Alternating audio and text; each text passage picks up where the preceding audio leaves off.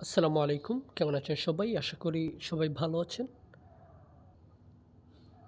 আজকে আমি আপনাদের সাথে শেয়ার করব অনার্স চতুর্থ বর্ষ ২০২২ এর রাষ্ট্রবিজ্ঞান বিভাগের সাজেশন। বিষয়টির কোড হচ্ছে পূর্ব এশিয়ার সরকার ও রাজনীতি, চীন, জাপান এবং দক্ষিণ কোরিয়া। বিষয়টির কোড হচ্ছে ২৪-১৯-০৭। পরীক্ষাটি অনুষ্ঠিত হবে আগামী ২৬ ফার্স্ট ২০২৪ তারিখে। এই ভিডিওটিতে ক বিভাগ, খ বিভাগ এবং গ বিভাগের সাজেশন শেয়ার করব। ইনশাআল্লাহ এই সাজেশন থেকে পরীক্ষাতে কমন পড়বে। প্রথমেই শেয়ার করব ক বিভাগের সাজেশন। ক বিভাগের প্রথম নম্বর প্রশ্ন হলো চীনা কমিউনিস্ট পার্টি কত সালে প্রতিষ্ঠিত হয়? ১৯২২ সালে চীনা কমিউনিস্ট পার্টি প্রতিষ্ঠিত হয়। দ্বিতীয় নম্বর প্রশ্ন দ্বিতীয় বিশ্বযুদ্ধ কবে সংঘটিত হয় এবং এর সময়কাল কত? দ্বিতীয় বিশ্বযুদ্ধ ১৯৩৯ সালে সংঘটিত হয় এবং এর সময়কাল হল ১৯৩৯ থেকে ১৯৪৪ সাল পর্যন্ত। তৃতীয় নম্বর প্রশ্ন হলো চীনের বিচার ব্যবস্থা কতটি স্তর বিশিষ্ট? চীনের বিচার ব্যবস্থা ৪ স্তর বিশিষ্ট। চতুর্থ নম্বর প্রশ্ন গণমুক্তি ফৌজ কে? চীনের সামরিক বাহিনীকে বলা হয় গণমুক্তি ফৌজ। ফার্স্ট নম্বর প্রশ্ন জাপানের সরকার বা আইনসভার প্রধান কে? জাপানের সরকার বা আইনসভার প্রধান হলেন প্রধানমন্ত্রী। ৬ নম্বর প্রশ্ন জাপানের আইনসভার কক্ষ দুটির নাম উল্লেখ করো। জাপানের আইনসভার কক্ষ দুটির নাম হলো প্রতিনিধি সভা এবং পরামর্শ সভা। ৭ নম্বর প্রশ্ন হলো জাপানের দুটি রাজনৈতিক দলের নাম উল্লেখ করো। জাপানের দুটি রাজনৈতিক দলের নাম হলো লিবারেল ডেমোক্রেটিক পার্টি এবং জাপান সোশ্যালিস্ট পার্টি। ৮ নম্বর প্রশ্ন হলো জাপান কবে স্বাধীনতা লাভ করে? জাপান ১৯৫২ সালে স্বাধীনতা লাভ করে। ৯ নম্বর প্রশ্ন এলডিপি এর পূর্ণরূপ কি? এলডিপি এর পূর্ণরূপ হলো লিবারেল ডেমোক্রেটিক পার্টি। ১০ নম্বর প্রশ্ন হলো দক্ষিণ কোরিয়ায় দল অবস্থা বা দল ব্যবস্থা কোন ধরনের? দক্ষিণ কোরিয়ার দল ব্যবস্থা হলো বহুদলীয় দল ব্যবস্থা।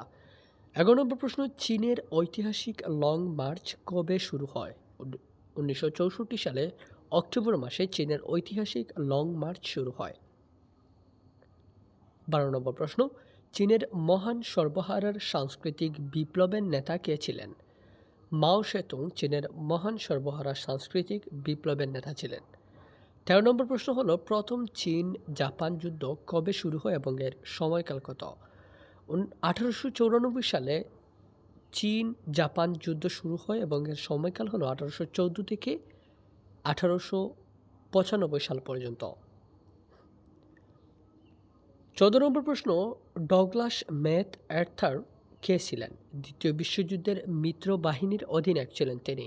১৫ নম্বর প্রশ্ন পরামর্শদাতার সভার সদস্য সংখ্যা কত? পরামর্শদাতা সভার সদস্য সংখ্যা হলেন ২৪২ জন। ১৬ নম্বর প্রশ্ন জাপানের রাষ্ট্রপ্রধানের পদবী কি? সম্রাট। ১৭ নম্বর প্রশ্ন রেড বুক গ্রন্থের লেখক কে? কমরেড মাও সেতুং হলেন রেড বুক গ্রন্থটির লেখক। ১৮ নম্বর প্রশ্ন ডক্টর সান ইয়াত সেন কে ছিলেন? চীনের জাতীয়তাবাদী নেতা। ১৯১১ সালে বিপ্লবের সংগঠন পরবর্তীতে চীনের প্রেসিডেন্ট ছিলেন তিনি। ১৯ নম্বর প্রশ্ন দুই কোরিয়া কত ডিগ্রি অক্ষাংশ বরাবর বিভক্ত? ৩৮ অক্ষাংশ বরাবর বিভক্ত। ২০ নম্বর প্রশ্ন চীনের গণমুক্তি ফৌজ কবে প্রতিষ্ঠিত হয়? ১৯২৭ সালের ১ম আগস্ট চীনের গণমুক্তি ফৌজ প্রতিষ্ঠিত হয়। ২১ নম্বর প্রশ্ন বাংলাদেশের সফরকারী চীনের রাষ্ট্রপতির নাম কি? Xi Jinping.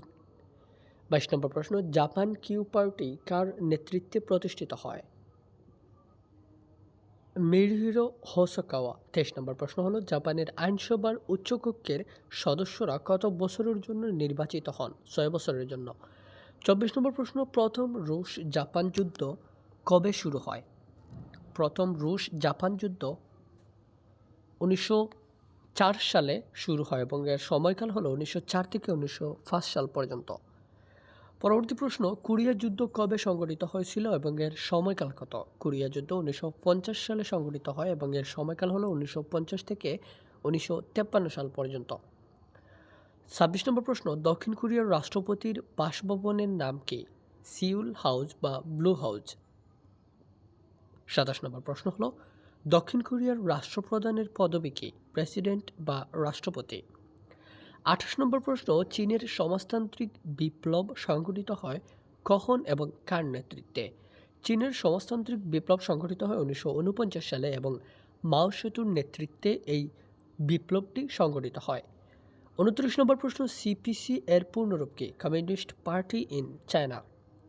30 নম্বর প্রশ্ন, প্রথম বিশ্বযুদ্ধ কখন শুরু হয়? 1914 সালে। 31 নম্বর প্রশ্ন, পলিটব্যুরো কি? চীনা কমিউনিস্ট পার্টির ক্ষুদ্রায়তন বিশিষ্ট একটি সংস্থা। 32 নম্বর প্রশ্ন, জাপানের স্থানীয় নাম কি? নিহন বা নিপ্পন। 33 নম্বর প্রশ্ন, মেইজি শব্দের অর্থ কি? মেইজি শব্দের অর্থ হলো সভ্যতা এবং জ্ঞানদীপ্ত বা জ্ঞানদীপ্তের শাসন।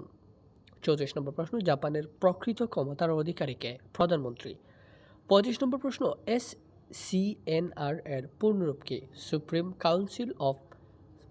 Council for national reconstruction. 36 নম্বর প্রশ্ন, কনফুসিয়াস কে ছিলেন? কনফুসিয়াস ছিলেন চীনের প্রথম এবং প্রধান দার্শনিক এবং রাষ্ট্রচিন্তাবিদ। 37 নম্বর প্রশ্ন, USSR এর পূর্ণরূপ কি? Union of Soviet socialist republics. 38 নম্বর প্রশ্ন, জাপানের প্রতিনিধি সভার সদস্য সংখ্যা কত? 480 জন। 39 নম্বর প্রশ্ন, প্রথম কোরিয়া প্রজাতন্ত্র কবে প্রতিষ্ঠিত হয়েছে? 1948 সালে। 40 নম্বর প্রশ্ন হলো, বিশ্বের সর্ববৃহৎ আইনসভা কোনটি? চীনের গণকংগ্রেস।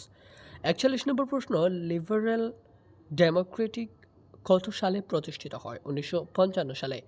42 নম্বর প্রশ্ন, দক্ষিণ কোরিয়ার রাষ্ট্রীয় নাম কি? দক্ষিণ কোরিয়ার রাষ্ট্রীয় নাম হচ্ছে কোরিয়া প্রজাতন্ত্র। 43 নম্বর প্রশ্ন, ক্যান্টন কি? ক্যান্টন বলতে বোঝায় রাজনৈতিক বা প্রশাসনিক উদ্দেশ্যে প্রতিষ্ঠিত একটি দেশের উপবিভাগ। 44 নম্বর প্রশ্ন, পুঁজিবাদ কি?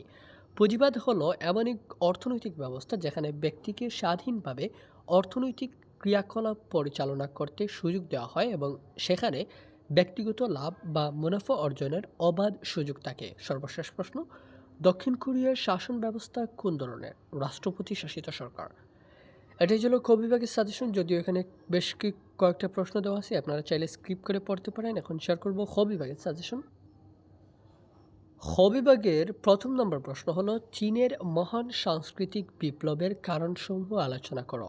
2 নম্বর, মার্ক্সবাদ কি? 3 নম্বর প্রশ্ন হলো, জাপানের সম্রাটের প্রকৃত ক্ষমতা নেই, ব্যাখ্যা করো। 4 নম্বর প্রশ্ন হলো, দক্ষিণ কোরিয়ার সংবিধানের বৈশিষ্ট্যসমূহ আলোচনা করো। 5 নম্বর প্রশ্ন, টাইগার অর্থনীতির বৈশিষ্ট্যগুলো আলোচনা করো। 6 নম্বর প্রশ্ন হলো, গণ কমিউন কি?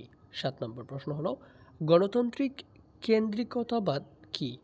8 নম্বর প্রশ্ন, দক্ষিণ কোরিয়ার আইনসভার গঠন আলোচনা করো। 9 নম্বর প্রশ্ন, চীনের সাংস্কৃতিক বিপ্লব বলতে কি বোঝো? 10 নম্বর প্রশ্ন, উন্মুক্ত দরজা নীতি কি? আলোচনা করো। 11 নম্বর প্রশ্ন, জাপানে আমলাতন্ত্রের বৈশিষ্ট্য আলোচনা করো। 12 নম্বর প্রশ্ন, পার্ক চেং হি এর উন্নয়ন মডেল কি? আলোচনা করো। 13 নম্বর প্রশ্ন, চীনের বর্তমান সংবিধানের বৈশিষ্ট্যসমূহ আলোচনা করো। 14 নম্বর প্রশ্ন, নানকিং চুক্তির গুরুত্ব দাও। 15 নম্বর প্রশ্ন হলো, চীনের গণবিপ্লব কি? অথবা 1911 সালে চীনের বিপ্লব সম্পর্কে আলোচনা করো।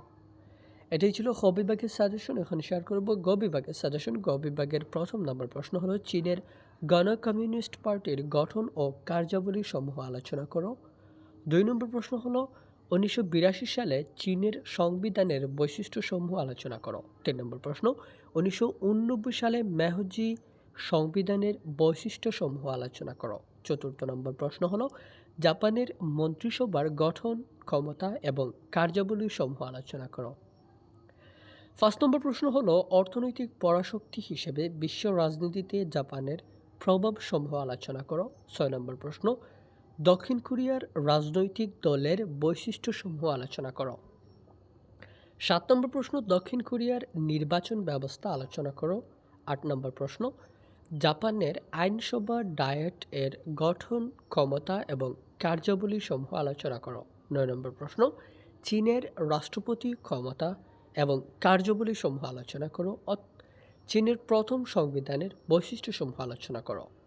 10 নম্বর প্রশ্ন, চীনের মহান সর্বহারা সংস্কৃতি বিপ্লবের বিভিন্ন পর্যায় বা স্তরসমূহ আলোচনা করো। 11 নম্বর প্রশ্ন, গণপ্রজাতন্ত্রী চীনের জাতীয় গণকংগ্রেসের গঠন, ক্ষমতা এবং কার্যাবলী সম্পর্কে বিস্তারিত আলোচনা করো। 12 নম্বর প্রশ্ন, দক্ষিণ কোরিয়ার টাইগার অর্থনীতির বৈশিষ্ট্যসমূহ বর্ণনা করো। 13 নম্বর প্রশ্ন হলো জাপানের প্রধানমন্ত্রীর নির্বাচন ক্ষমতা এবং কার্যাবলী সমূহ আলোচনা করো। এটাই ছিল আজকের ভিডিও। ভালো লাগলে অবশ্যই চ্যানেলটি সাবস্ক্রাইব করবেন। আর খ বিভাগ এবং গ বিভাগে যদি কোনো প্রশ্নের উত্তরের প্রয়োজন হয় অবশ্যই কমেন্ট বক্সে জানাবেন। আমি পরবর্তী ভিডিওতে সেটি আপলোড করবো ইনশাল্লাহ। এতক্ষণ সাথে থাকার জন্য অসংখ্য ধন্যবাদ।